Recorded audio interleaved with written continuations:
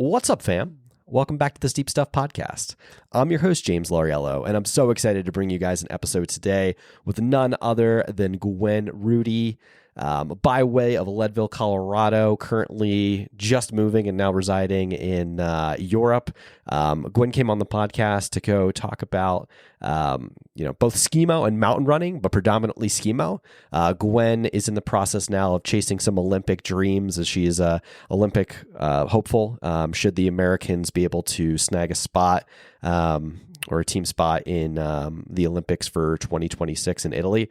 Really fun conversation. It was super fun to have Gwen on the podcast. We talked about what it was like living in Colorado, or specifically in Leadville at 10,000 feet, and still being able to train at a super high level. We talked about training theory. We got into mountain running. We talked about some of her finishes. We talked about the 2023 U.S. Mountain Running Champs, where Gwen, in the uphill, where Gwen had a fantastic finish. We talked about just chasing what it's like to chase big goals and being an Olympic hopeful, and what that means to her, as well as skimo. And it was just a really fun conversation. Super exciting. I want to wish Gwen the best, especially as now she's in the process of relocating out to Europe to go chase some big goals and follow her dreams. So, I hope you guys enjoyed this one. Great conversation. Without further ado, Gwen Rudy.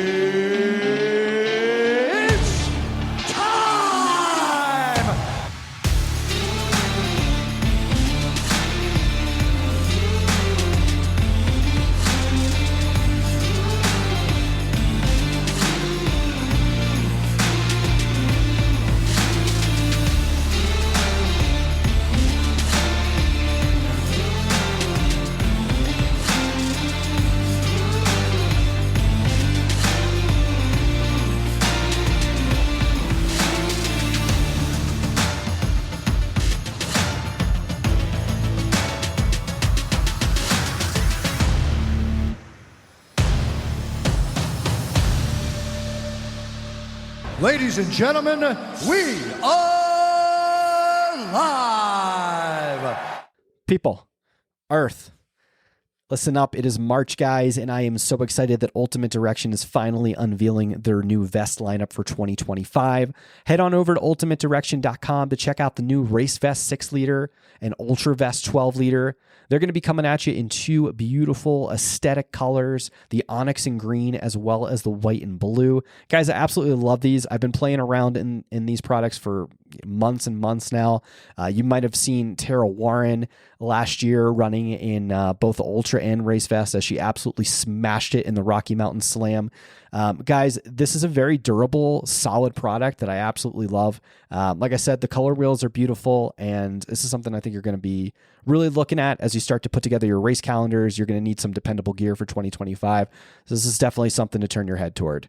Hop on ultimatedirection.com right now. Use code SteepStuffPod for 25% off your cart. Again, like I said, use code SteepStuffPod. Treat yourself to one of these. I think you guys are going to love them. I'd love to hear your feedback. Let me know what you think. Enjoy. Gwen Rudy, welcome to the Steep Stuff Podcast. How are you? I'm doing well. Thanks for having me. Yeah, I'm so happy we were able to fit this in. I know scheduling wise for you, being in and out of the country right now is pretty wild. So I'm just excited we were able to get this going, and just excited to finally have a conversation.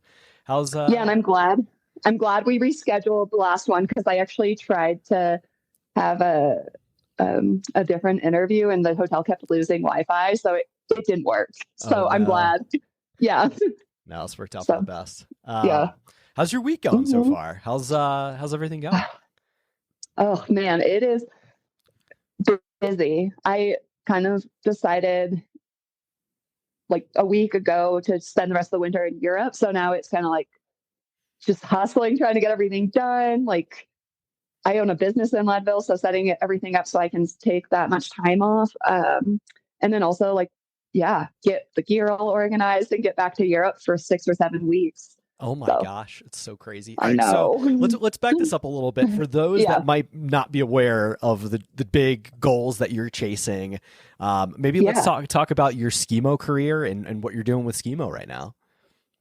Yeah, so this year's a really special year in ski mountaineering. They recently announced the participation of ski mountaineering in the 2026 Olympic Games. And so Team USA, the USA national team, were kind of really trying hard to show up to World Cups and earn a spot at the Olympics. I think last year was the first year there was quite a lot of just growth in USA Skimo and participation from the USOPC getting involved. So yeah, it's been an exciting time to be part of the sport and be on a team that's hopefully earning Team USA a spot in the Olympics. So. Yeah. No, and you guys are all so driven. Like I've had Cam on the podcast, I've had David Sinclair on the podcast, and just getting to know those guys and some of the gals on the team as well. Everybody is just so driven to get Team USA a spot there, which is going to be so cool for if you guys are able to do that. Can't imagine. And it's going to be a tight battle. I think. I'm sure they told you, but we have essentially we're hoping to earn a continental spot. So we kind of it's us against Canada right now. Cam closed in on an epic race at the last World Cup, got us like 1 point ahead of Canada. So like we're sitting ahead of them. So it's looking good, but not by much. And they're super talented. So are they? So it'll be an exciting season. Yeah. I love to see how this plays out. And and I've had a couple athletes on. I've had Jesse McCauley as well. He sometimes competes on the Canadian side. And he's talked a little bit about like the Canadian side of the sport as well. Can you talk about whether is your strength more in the mixed relay or is it in the sprint? Like, what do you like more? I've also noticed you're an amazing vertical runner. So I would imagine you got talent in the vertical as well. Yeah, I honestly, sometimes I feel like I'm jack of all, master of none.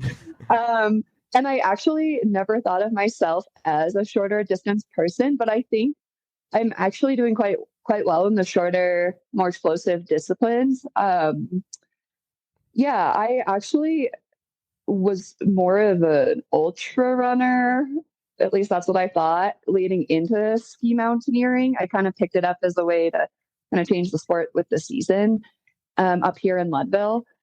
But then I was like, actually, I like this more than like slogging 100 miles. So I've kind of just stuck with it. And I've just like really enjoyed the process of like becoming a more powerful athlete than just like an endurance athlete, I guess. Yeah. Yeah, no, I think that's totally fair. And we'll get into some of the races that you've done in a little bit. We'll talk about, because one of the things I do want to chat about is like you've had a stellar finish at the vertical US mountain running champs back in 23. You've had some great results at Broken Arrow that we'll talk about. But I am very fixated on the skimo just because it's front of mind right now. So what is that like going to spend the rest of your winter season racing in Europe and like living in Europe? Like what kind of preparation do you have to make? Like what I'm trying to get at is like, how easy does USA Skimo make that process for you? It's really complicated. It's actually pretty unorganized. So there's kind of a lot of just constant moving parts, or there's no plans until like a week or two before the next event. Okay. And so like right now we're like, is there a team van going from Bormio to World Champs? Like we don't know. So we're all like trying to get in touch with one another. Like, where are you flying into? Like, are you renting a car? Should I rent a car? Can we like all ride together? I think there's some organization, thanks to Sarah Cookler. She's kind of the one employee and head of USA Skimo right now. And she's doing a great job, but it's hard. And I think I'm excited to go back for 6 weeks because I was originally trying to do kind of 2 weeks on, come back and work for 2 weeks, but the international travel just takes it out of you. And I was like, I cannot keep.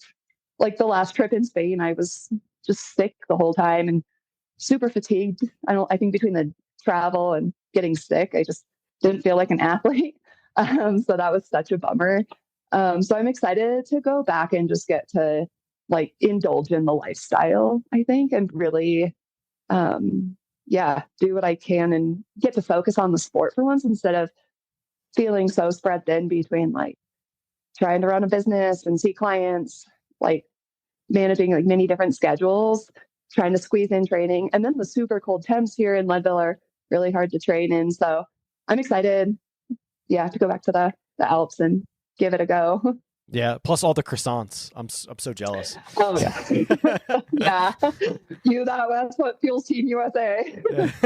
I know Cam started. He's always talks about the croissants, and he got me on the croissant kick. And like, I have a German bakery, like right down the corner from my, like literally like tenth of a mile from my house, that I go after like almost like every run, like maybe 3 or 4 times a week. It's deadly.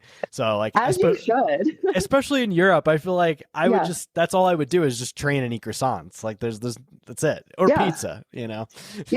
You're just replenishing your glycogen stores, right? It's good. It's actually really hard for me to come back to Leadville and be like, I don't know what to eat for breakfast or like for treats anymore. Everything is better there. Yeah. And then Leadville, we're oh no, finish. I'm sorry. I didn't mean to. I just was gonna say, like, we just don't have like a bakery in Leadville. We have a few coffee shops, but they're not like delicious, fluffy, homemade things. Yeah. Wait, there's no bakery in Leadville? I didn't even realize that. Well, I guess we've had some individuals kind of do little, like, you could order from them and they deliver or something. I don't know. But we have a coffee shop that does do some baked goods, but they haven't changed in like 15 years. Oh, man. It's like the same generic stuff. And I'm like, come on, man. I feel like we got to put the bat signal up for someone to open a French bakery in Leadville. Like, come on. Like, you would think that's like, especially with Mike Ambrose there, who lived in France. Like, someone's gotta make this happen. Mike. Yeah. Well, I'm sure you also know my friend Annie Hughes. I've always joked with her her like superhero muffin situation. I'm like, can you just bake muffins for us people of Leadville?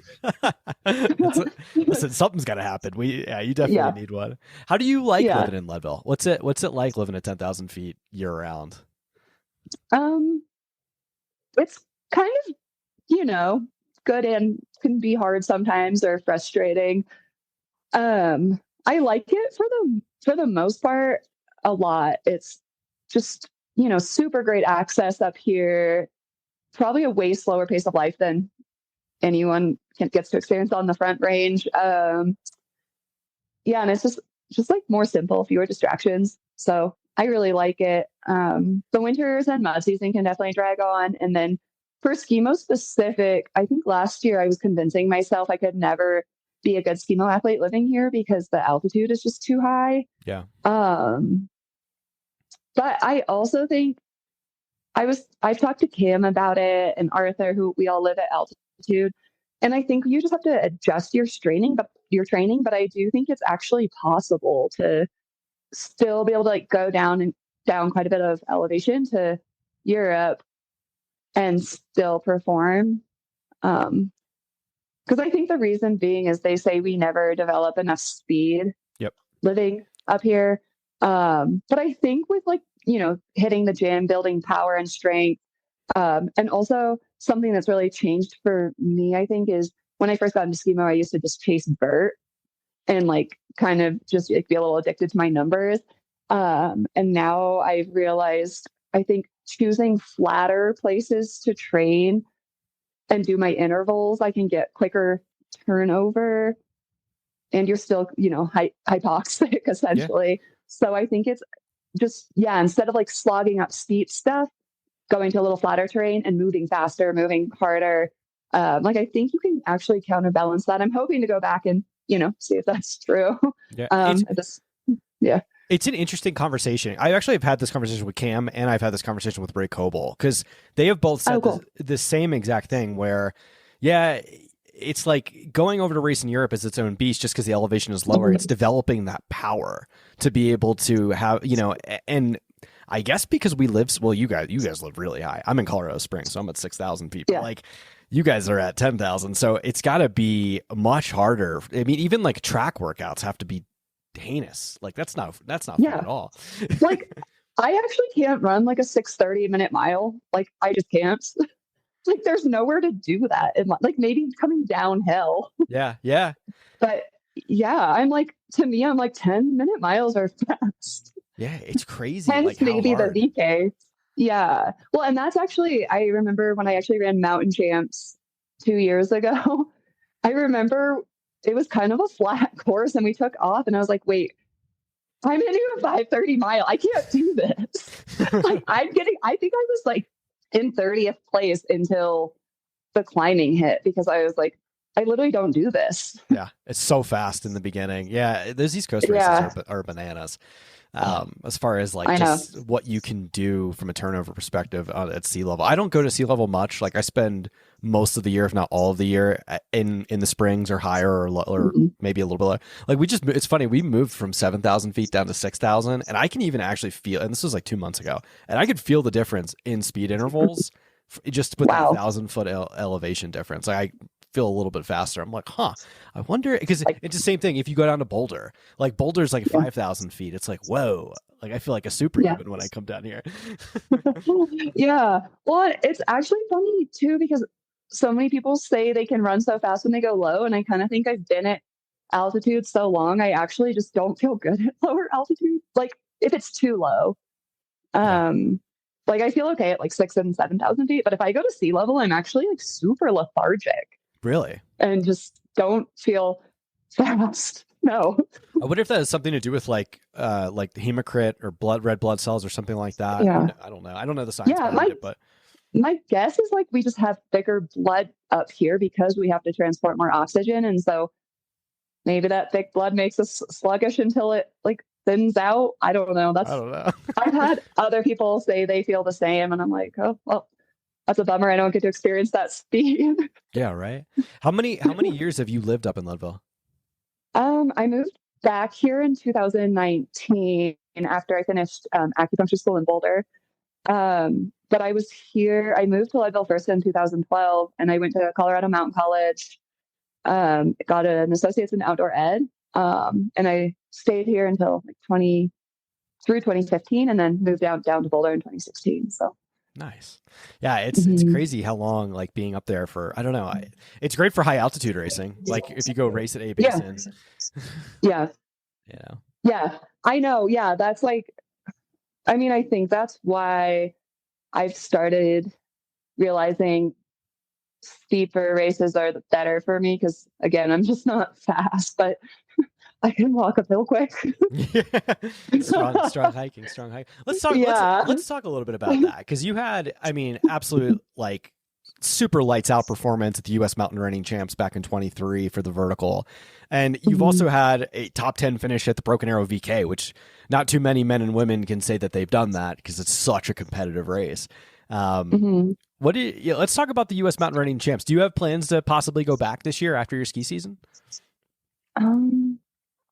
I don't know yet, to be honest. Part of me feels like if I want to focus on skimo, I really don't want to be racing in the winter because like when I leave for Europe, like we race every weekend almost for 7 weeks. It's just a lot of racing. So I'm not sure, I guess, but also when the time comes, I'll probably want to. My one thought is like, jumping into some VKs wouldn't hurt. Yeah. They're quick and painful. And I think the biggest thing is I'll probably drop like more of the ultra stuff. Like that's just not productive in skimo training or the goals right now. So some more sub ultra. There we go. Yeah, but like I also actually can't run downhill very quick. Or I'm sure if I practiced, I could, but I had ankle surgery and I was an ankle smasher. Like I think every other race I was smashing an ankle. Oh, wow. And so it's hard to imagine doing that again since like getting it surgically fixed. So that's also, I'm like maybe uphill only racing, which I'm bummed. I wish we had more of in the US. Like, I know. I feel like there's such a good scene in Europe. And if you've just tried any of their VK courses, ours are kind of flat. A joke. I think the best one in the country, and this is no shade at Broken Arrow because Broken Arrow has now changed it from a VK to an ascent, but like the Rut, I think the Rut has like the only proper VK in America as of right now. I think there's one more. I think it's like the Mount Si Hill Climb or Mount C Hill Climb that's in Washington. I think I literally just saw it like recently. Which is like a proper it might be like 3 miles though to get like 3 or 4,000 feet. But like just like a proper VK, you know what? And I'm going to put this out there because like I've been in the process of like looking into like, all right, how expensive is it to do this? And like, how much is it to put on a race and go through the whole process? But if anyone like and I'll put this out to like listeners, like if anyone wants to do one, Telluride is the best place. Like that VK is perfect in Telluride. Like, I don't know why we don't have one there. It should absolutely be done. So I don't know. Well, maybe we can also have a new job this summer. Yeah, there we go. On a VK in Telluride. Let's do it. Let's do it. Listen, I'm all in for race directing at this point. No, but in all seriousness, like we do need more vertical races in America. Like there's like a sense in hill like quote unquote hill climbs, but nothing with like property VKs. Really quick, I want to backtrack a little bit to injuries because like you have had history of, just by following you on Instagram, like it's been a lot of injuries over the last like year or so, or just like one really bad injury. It was the knee, correct? Yeah, I tore my ACL in February last year. It ended my season early. Let's unpack that one. Like what that must have been horrible to go through that. Yeah, so it happened about this time last year, and I had just gotten back from a 3-week stint where the US OPC kind of stepped in on a trip to kind of help identify the needs of our sport for Team USA. They called it Project Podium, but we're more like Project 12th Place. Maybe Podium. I mean, Cam Smith is crushing it, and so is Griffin. Griffin's a beast. Yeah, they're all the men are actually doing so well. I think, they just have a lot of experience in World Cup racing. I've heard people need like a 20 different starts to really start getting it down. And I think I'm at like 8. So I'm like, okay, like I can see with time, it will get there. And it's not a fitness thing. It's like ripping your skins. It's just putting the whole race together. And I think we'll get there with some time, but yeah, so this time last year, after I was in Europe, we all also got sick on that trip the first week or two. Didn't go so great. By the 3rd week, I was better, raced pretty well, but then I was excited to come back to the US. We still had USA Nationals in March. So I just had felt like I had so much quality training that I never got to like show in a race. So anyways, last workout before USA Nationals, we had a really bad snowstorm up here and really heavy snow. And also it was just like super windy, not very pleasant out. And I was just trying to get up and down, get my workout in. And I was skiing in a snowmobile track and my right foot splayed out and caught an edge and like just ripped my ACL off the bone. It was really painful. Some people say it doesn't hurt to tear one. It really hurts. I can say differently. Yeah. And so I was pretty certain, so I felt a pop. But yeah, didn't get to race nationals, ended my season.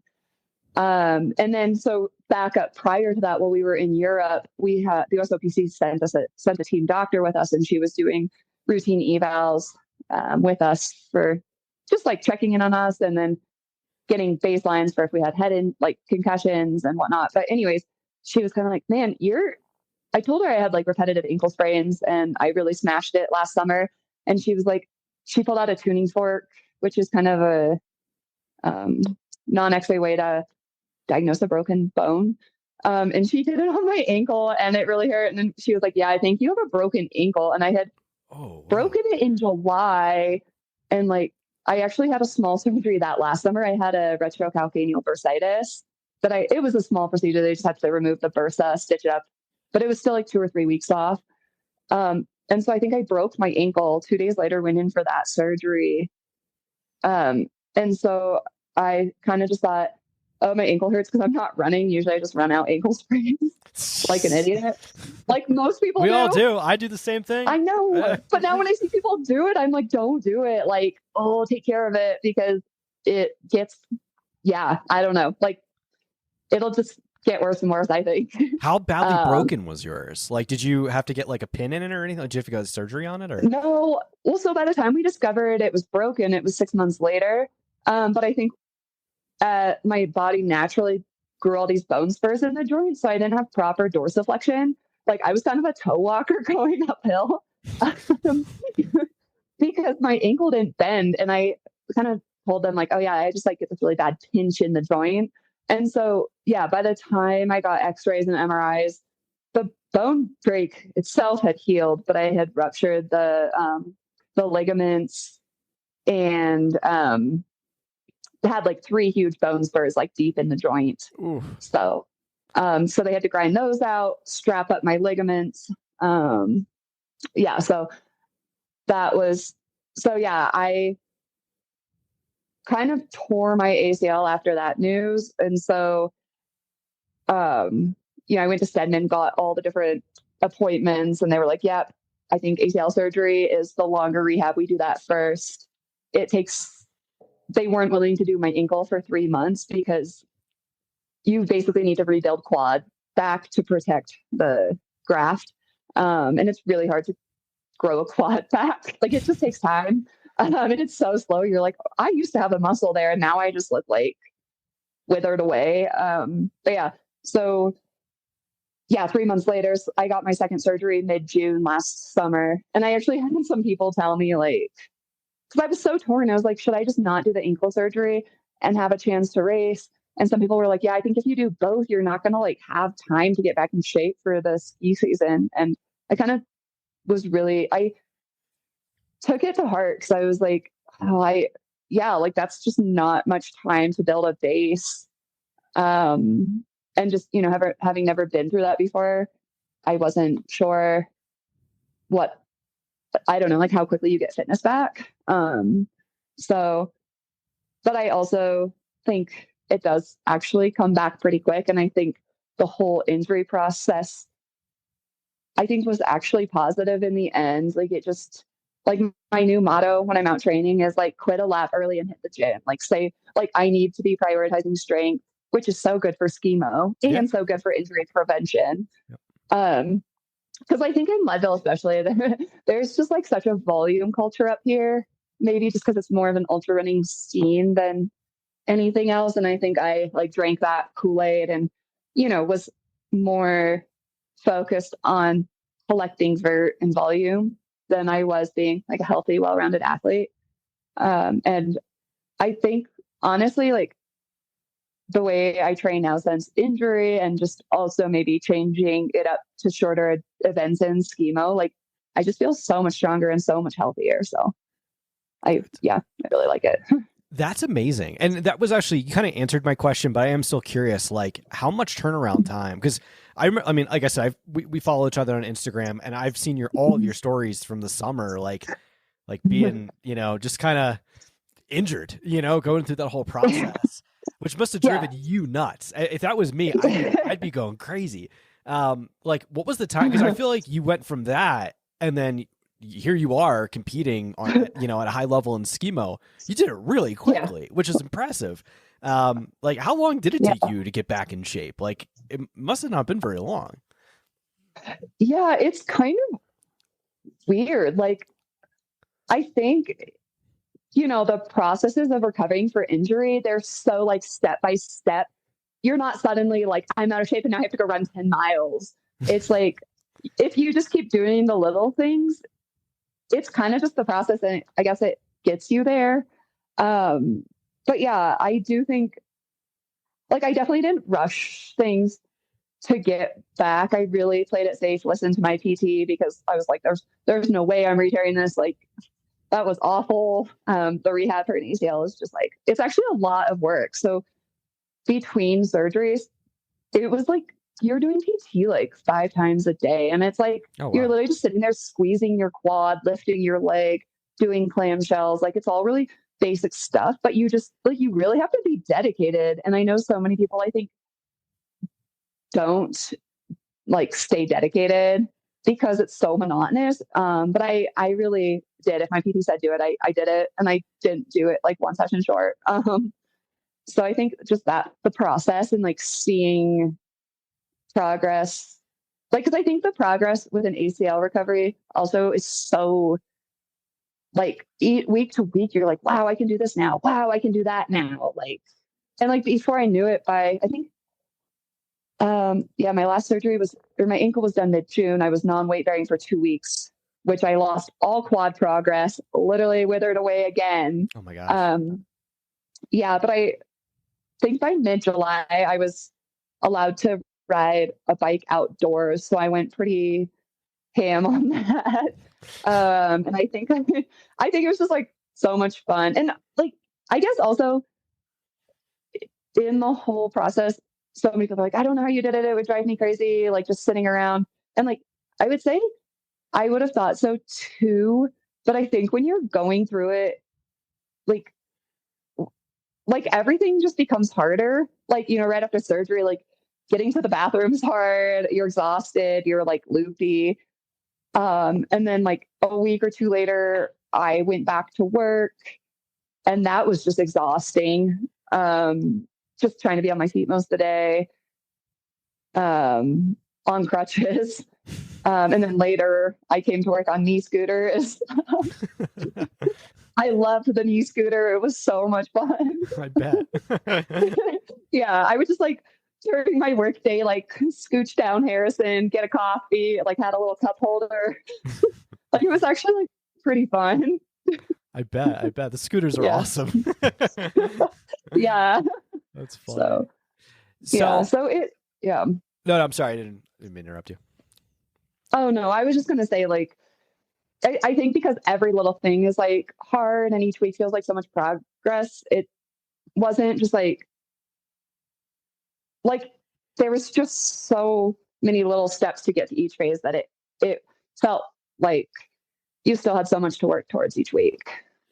It's interesting too, because I feel like, I don't know, you could focus on other things too, right? I don't know. I feel like us as athletes, I can't speak for you, but I can speak for myself. Like I obsess over, like, it is a huge part of my identity. And like when that, like, even if I get sick or whatever, whenever it gets taken away, could be a week, could be 2 weeks, I lose my mind. I'm like, what am I going to do? But then I have other things to pour myself into, like the podcast, like work, stuff like that. Yeah. I'm sure for someone like you, like there's, you're able to pour yourself into work and do other things too, to just take your mind off of it and, just work on other things as well. Yeah, for sure. I think I just tried to work a little more, knowing I needed to save up for the winter. But yeah, I think that actually the biggest thing was I was like, I actually like being lazy. Is this bad? It's not a bad thing. It's fun, right? Yeah. Yeah. But I also think like I just am a hyperactive person in general. And that was the first time I really took a break. And I was like, I don't think when I'm healthy, I actually want to, but I think for some reason I was like, this is kind of nice. Like I could be lazy forever. Listen, I don't often do it, but if it's like after, as long as I get my run in, I'm happy. But like, if it's a cold winter day, there is nothing better on like a Saturday afternoon than just like sitting on the couch and chilling. Like after, it is. Yeah. It is the best. Like it's when with it's like fuzzy blankets. And, yeah, unlimited Netflix. Like it's not a bad life. I could take that. Yeah, it's not bad. Yeah, but I'm also sure if that's all you did, it wouldn't feel as rewarding. For sure. Yeah. There's a time and place for everything. You mentioned something that I was really interested in. I picked up the same thing from Cam. Like Cam spends an egregious amount of time in the gym. Like the way he talks about being in the gym blew my mind. And I think I mentioned it on like every podcast just because like I was just astounded.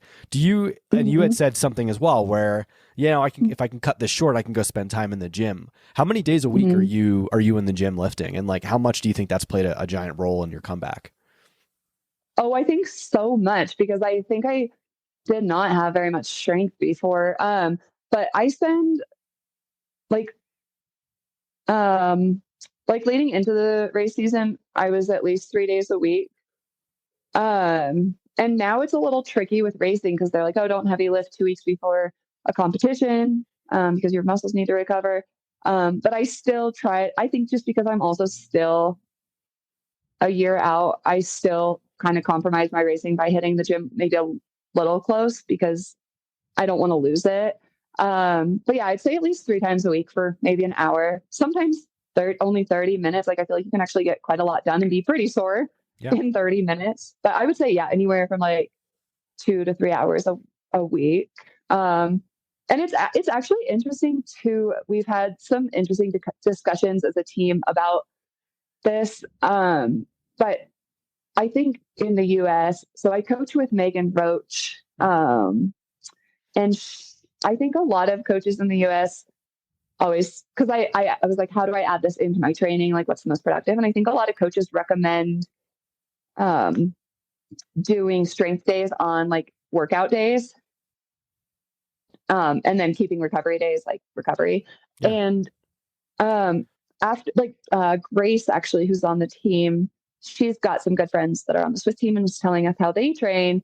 And they actually will prioritize strength, it sounds like.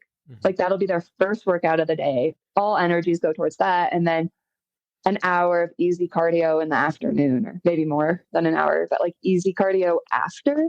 So it's definitely made me curious to maybe play with that, or I mean, I don't know. It's just interesting that I think there's so many different ways to do it, but I can definitely see the Swiss approach of all benefits from the gym, because I know for me, if I go do a workout in the morning and hit the gym by the afternoon, like usually I only have so much energy left. Toast. Like, yeah. Or especially like, cause I'll do Tuesday, Thursday, I'll do workout and gym, and then endurance day on Saturday, and usually hit the gym after that.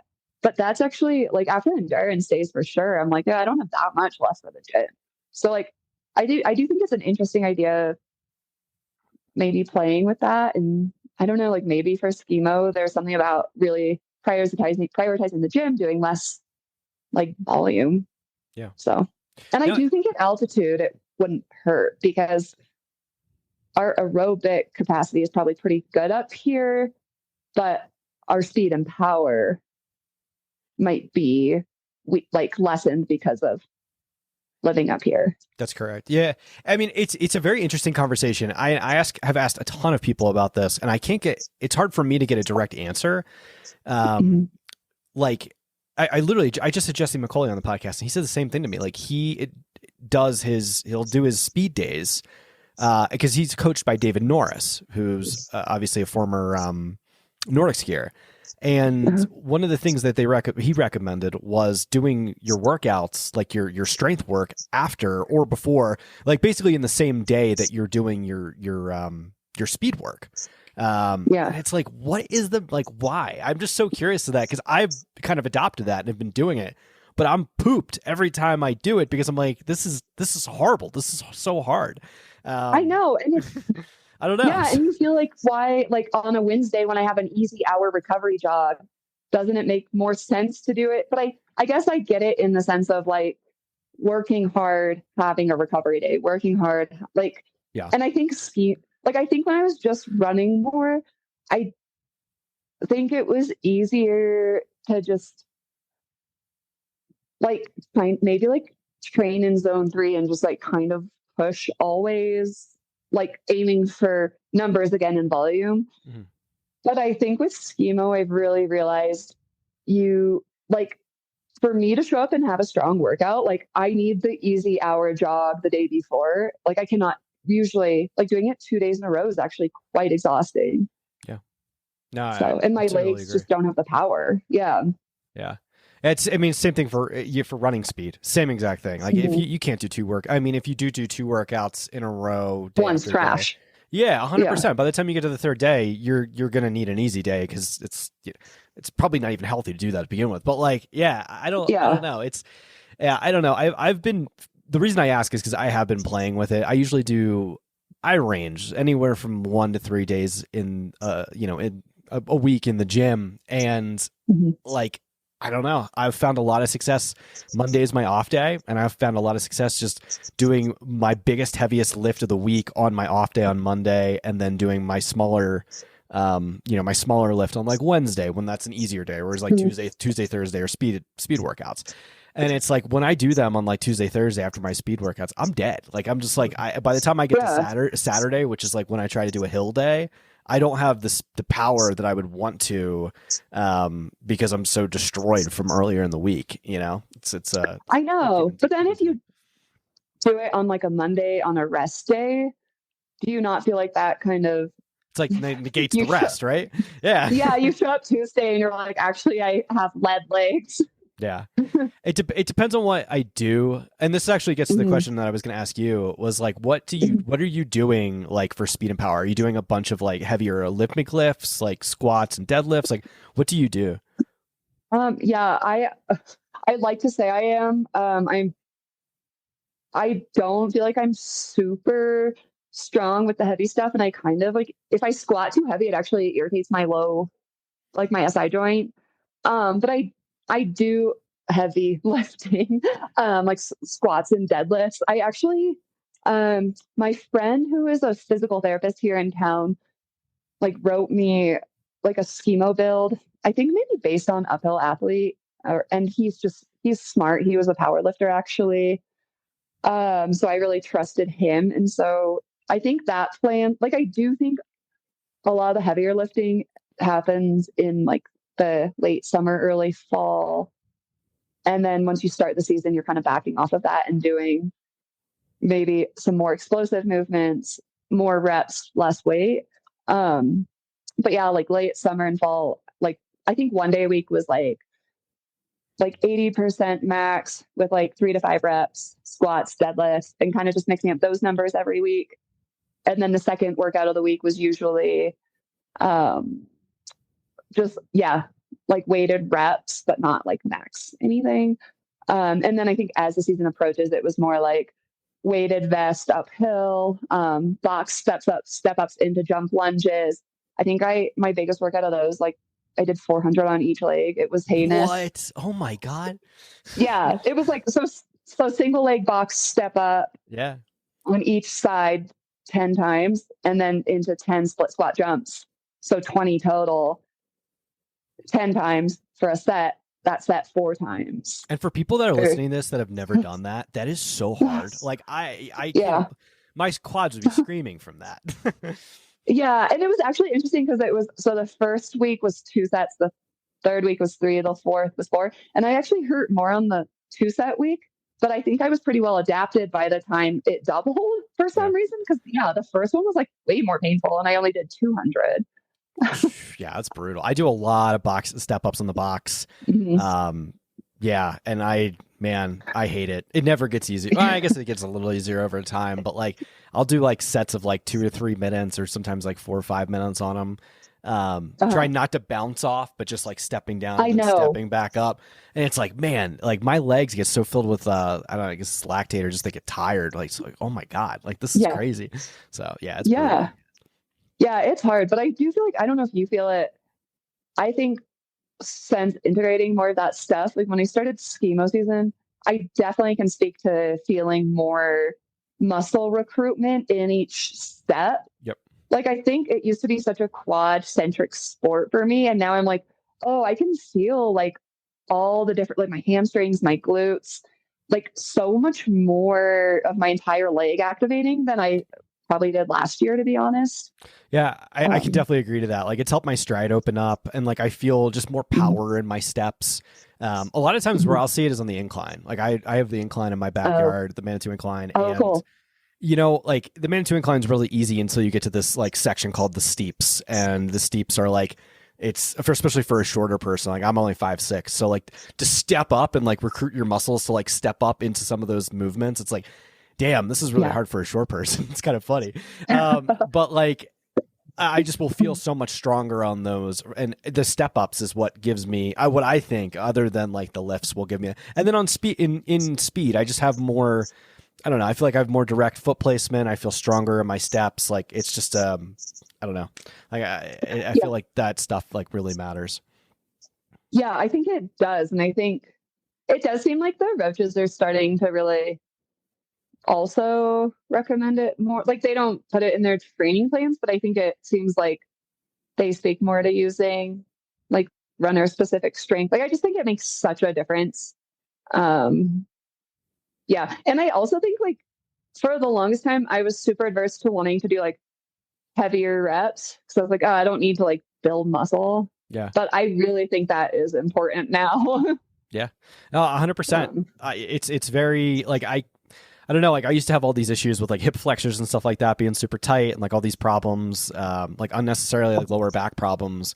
And I would ask myself like, well, like I'm doing everything right except for lifting heavier and doing certain plyo movements. And as soon as I started applying certain things, like it totally cleared that stuff up. So do you do a lot of plyo stuff as well? Like plyometric movements?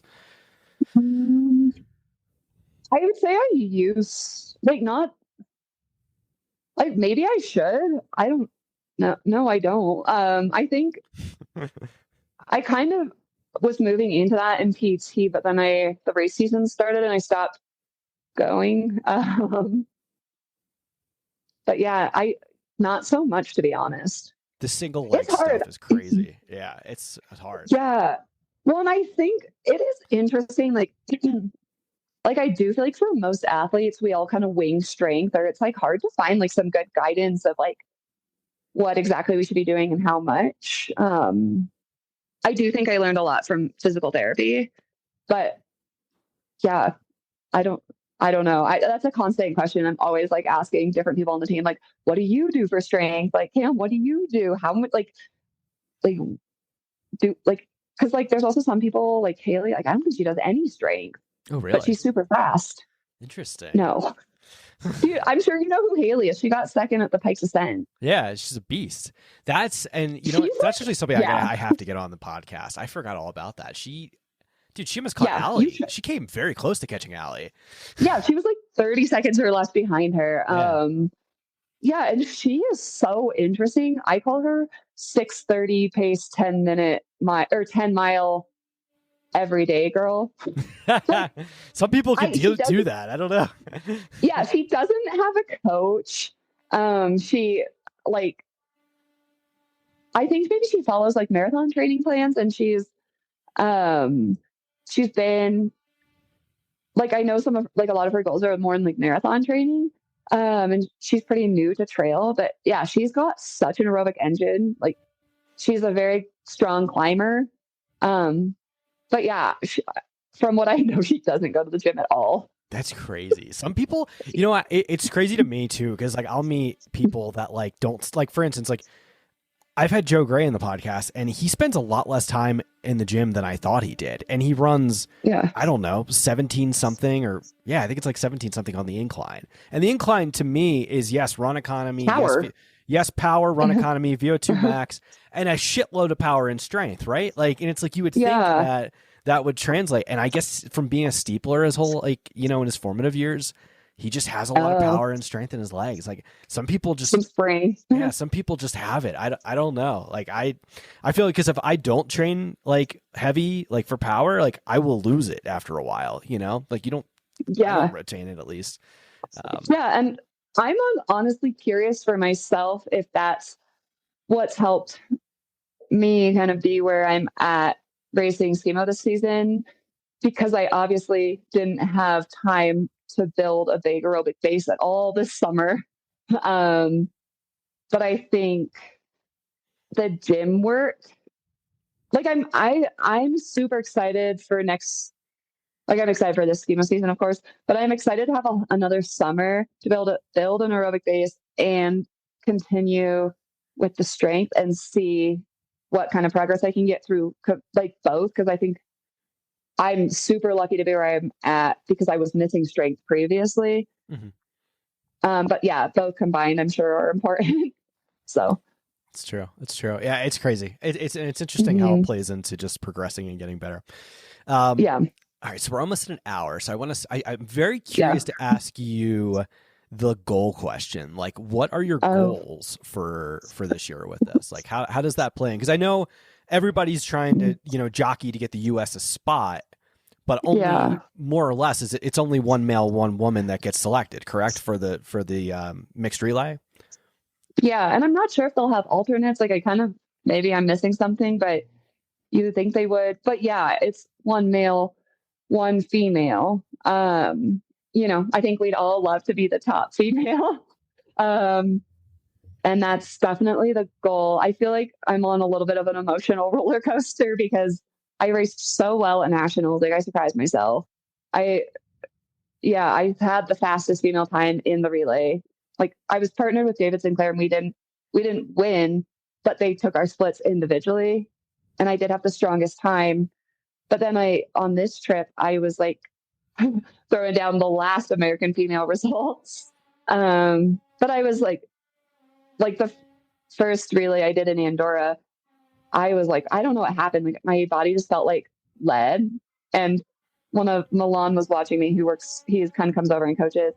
He was like, you looked like you were moving half speed. And I was like, I felt like I was moving half speed, and that's as fast as I could go. And then the next morning I woke up with a sore throat, and I think we all got COVID. So I think it was that, but it's hard for me to not like, to be like, oh, that's not just you now, I guess.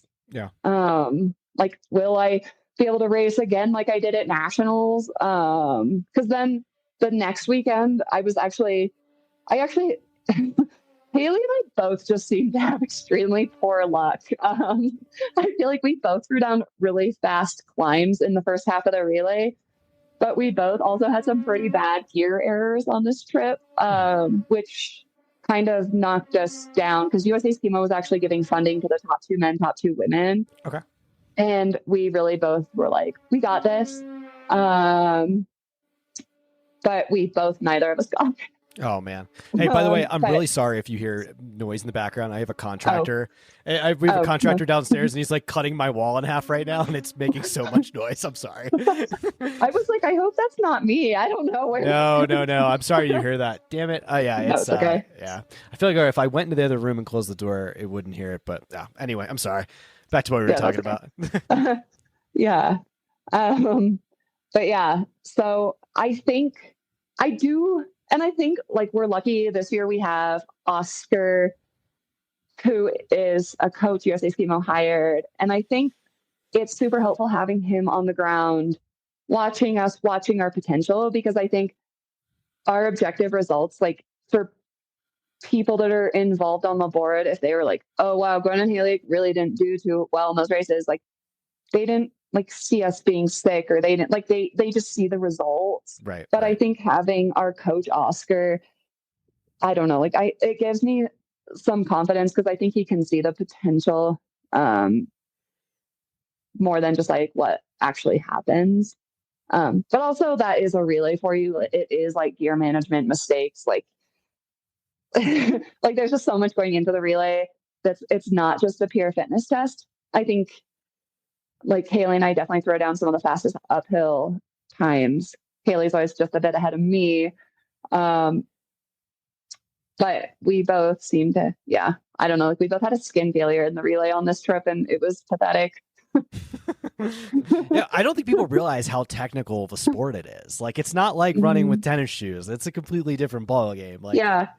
But you know what? I think that's what I'm finding so much fun with it. Like, I actually just listened to a podcast about biathlon, and I feel like Schemo is kind of similar because the girl was talking about like taking the gun on and off your back. Like, you have to nail that movement. Otherwise that's 5-10 seconds or like 5 people moving past you. And so now there's kind of standards of how long each transition should take. There's like just no room for error really. And it does make it super exciting too.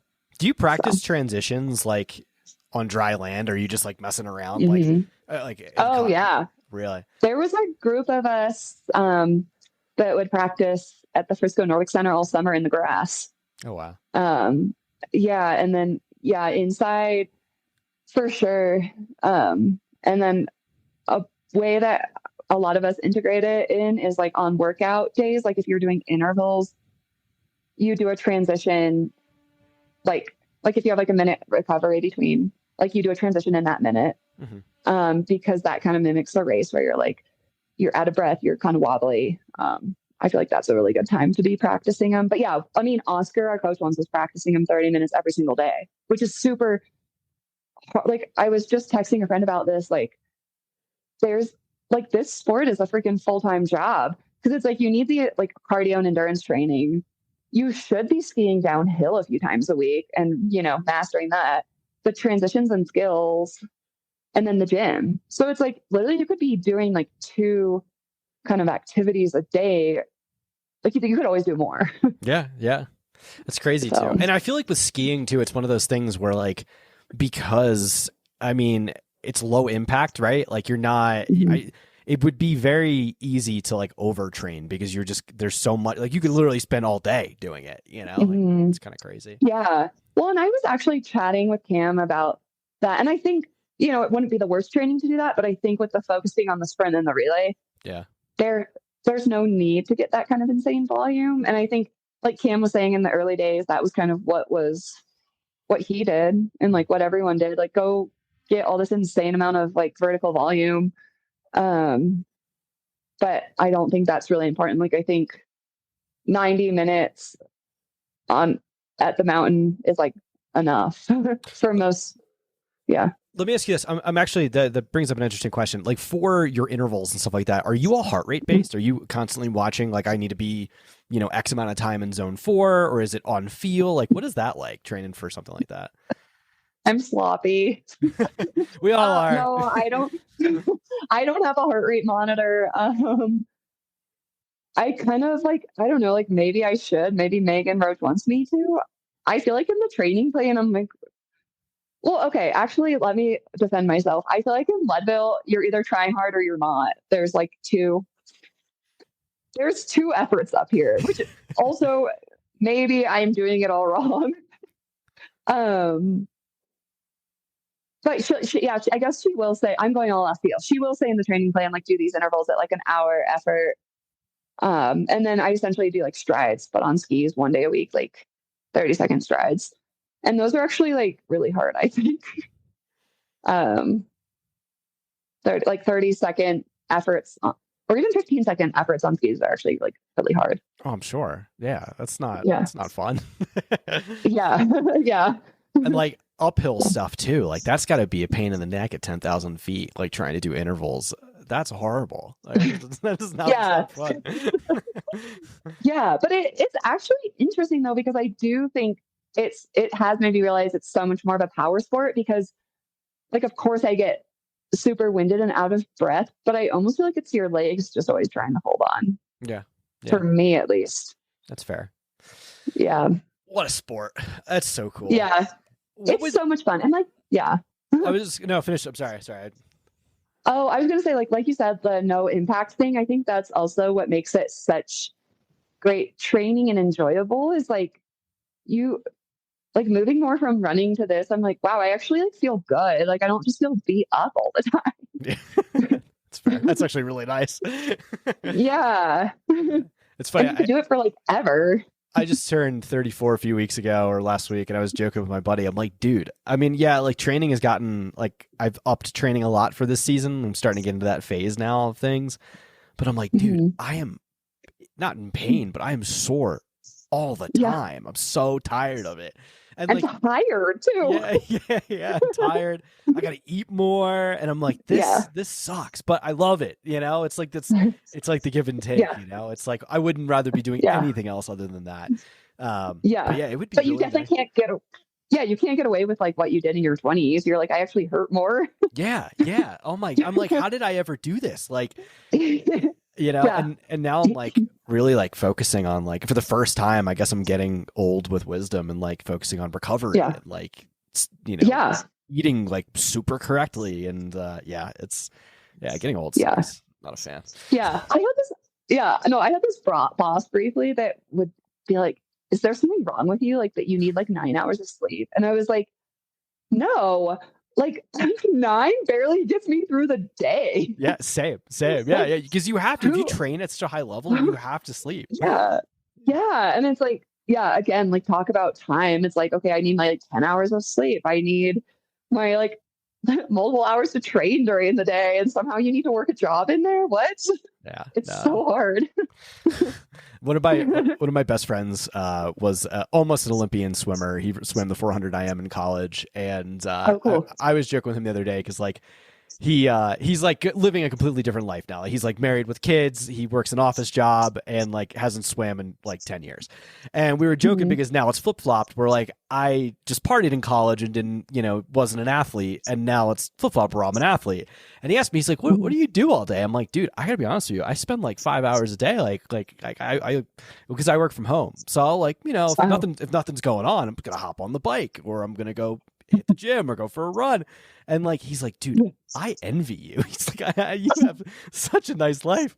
So yeah, it's funny how, you know, different phases of your life, like you find different things that you're excited about. And yeah, I wouldn't rather be doing anything else. Like I'd go crazy if I was stagnant and like wouldn't be able to go move and, you know, do things. So yeah, I know. It feels like it gives you like for me at least, so much purpose in like showing up in other like aspects of life, like just motivation to work. You're like, well, I have to work so I can like go to Europe and do this race. Like, or it just like makes, it just like makes everything better.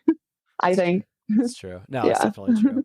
I'm curious to see who inspires you. Ooh. Oh man.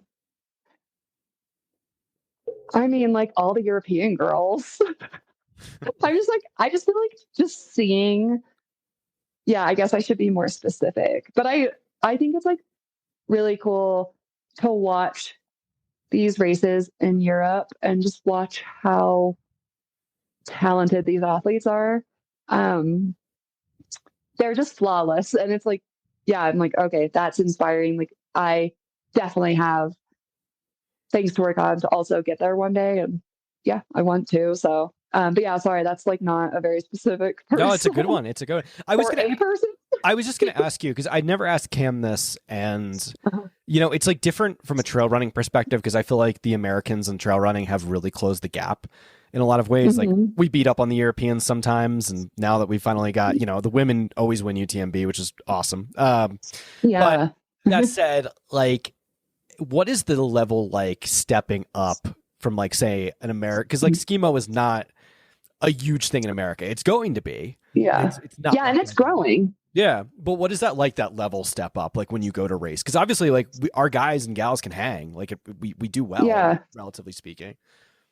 Yeah. I mean, the world. Yeah. I mean, I think I remember Cam saying this too, but like at the World Cup, again, like you misstep and 5 people shoot past you. But yeah, I guess for example, well, now I can't remember. Like it's kind of funny because like in the US you go from like, I don't know, like almost expecting to podium at any race to in skimo, especially being on the national team, to like going to the World Cup and being like, wow, 55th place. Cool. But then also like kind of seeing the progress from there. And I think for this being my second season, it's cool because like it's easier to identify it in a vertical for me, but like you can be like, okay, I'm usually in this pack of like these French girls, these Spanish girls. Like I kind of know, like there's just such a, you know, every second counts, especially in a vertical over there, that it's like on any given day, like this French girl would pass me or I would pass her.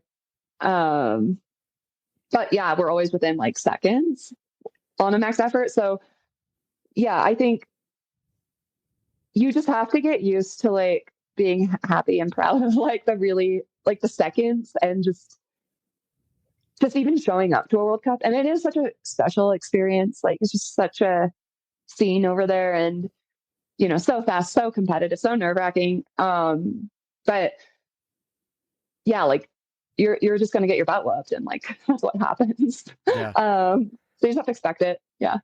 But again, like the men are doing great, like Cam and Griff and, you know, Arthur, Ian's had some really good results this year. Or he just showed up to the sprint and did really well, kind of out of nowhere, or maybe it wasn't out of nowhere. But yeah, I think.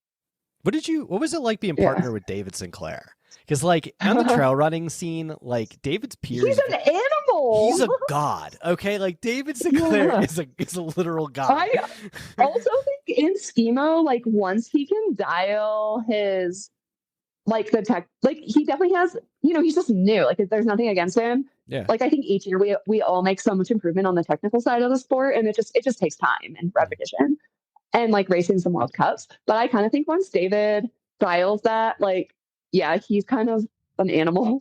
Oh my god! Like, well, I think that guy will just like pull something out of nowhere and make it happen. But I also kind of think that about like Cam and Griff and Yeah. like, I mean, they're all Griffin for being so young. Griffin is like the future, in a lot of ways. Yeah, and you know what's so funny about him? He definitely like embodies the slow is smooth and smooth is fast.